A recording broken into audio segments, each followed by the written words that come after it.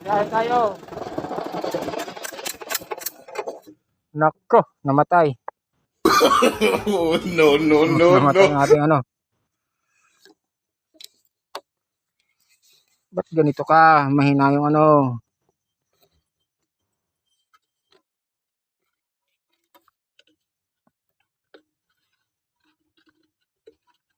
Start natin ulit.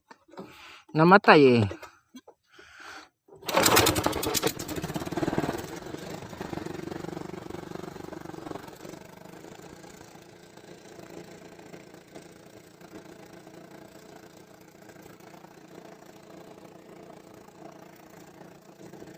Ito na mga katamsart. Yan. Napalaban na naman po si Kuliglig. Ito, yun, tuloy-tuloy lang. Napakahirap po ng daan at talagang makalubak-lubak. Kaya talagang napalaban si Kuliglig sa ating biyahe.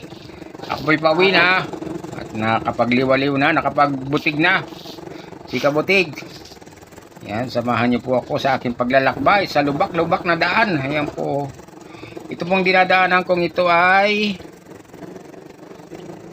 dating dagat at ito po yung tambak ng Marcaper Mining Corporation nung mga panahon na nag-ooperate pa sila. Pero mo po yan, ilang kilometro yung tinambak nila, nasa 10 kilometers mula po dun sa tabi. Hirap ng daan. Ganyan po yun, napakahirap ng daan ano. Yan, shoutout po sa mga viewers ko. At maraming salamat po sa inyong panonood. Ang samahan nyo po sa aking paglalakbay, sa aking pag-uwi ng bahay. Yan. Dito lang yan.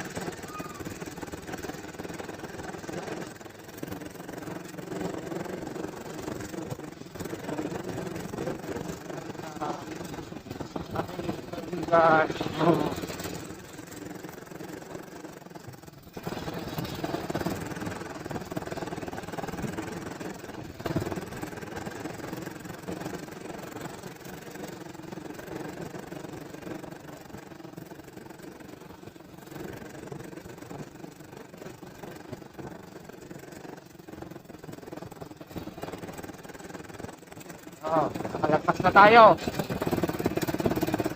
Nakalagpas na tayo sa lubak. Ilang minuto na yan tayo. Yan. Dito ba?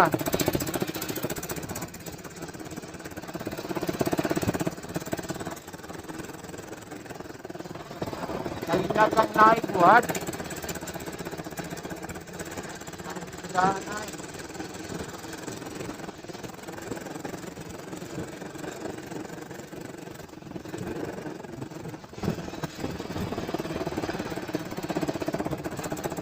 Lubak-lubak na daan.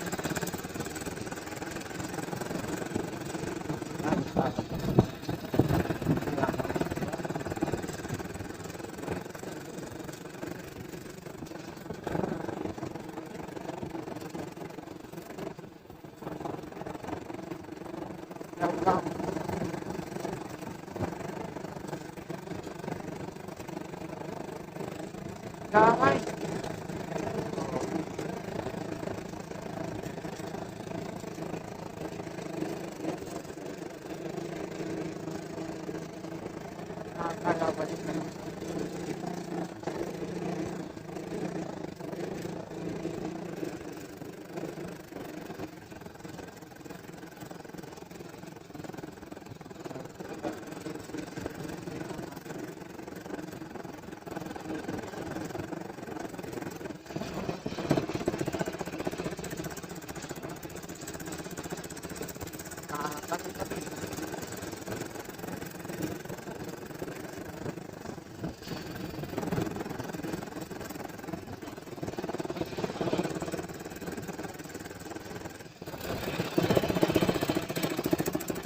Aho!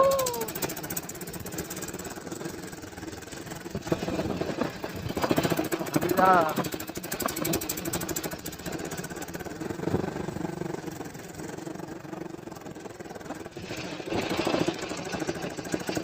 tayo.